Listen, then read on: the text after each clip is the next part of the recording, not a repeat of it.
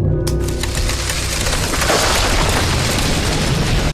my name is Scott. I'm from the Economics Tutoring Center, and today I'll be doing some examples of short-run and long-run aggregate supply and demand.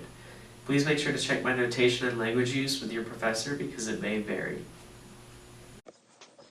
Okay, so here's our first example question. It's asking about short-run equilibrium of aggregate demand and supply. So it says, suppose we are experiencing a stock market boom like we did in 1999 through 2000. And then there's parts A, B, and C, so they're split up. We'll go through each of them. So part A asks us what happens to the aggregate demand curve. So the first step we want to do is draw out the economy in the short run. So we have our output here, or sometimes GDP basically. This output down here on the x-axis is real output, which is important. And then we have price level on the y-axis. So then we have these axes, and then the graph in the short run looks like an upward sloping aggregate supply curve, short run aggregate supply, and then a downward sloping aggregate demand curve. So if you remember our scenario, it says we're experiencing a stock market boom. So when that happens, generally people will be more optimistic about the economy, and when that's the case, they'll spend more, they'll invest more, so aggregate demand tends to increase, which we show with a shift to the right like this.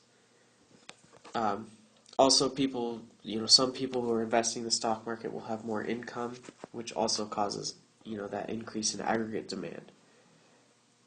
Okay, so that's part A, what happens to aggregate demand. Part B is what happens to aggregate supply. So I'll just really quick draw the graph again. And with our shift to aggregate demand. So if you recall, supply has to do with production in the economy. So things like the things that shift short-run aggregate supply include prices of inputs such as workers, so the wage will shift aggregate supply, prices of other inputs required for production, and technology. Those are very common shifters of short-run aggregate supply. In our scenario here, the stock market boom, resource prices in the short run are fixed, and technology is not changing with the stock market boom. So actually in this question, we have, for the short run aggregate supply, there's no shift. Nothing changes on the supply side. And then part C asks us what the overall impact of price level and real GDP is. So again, we'll draw the graph.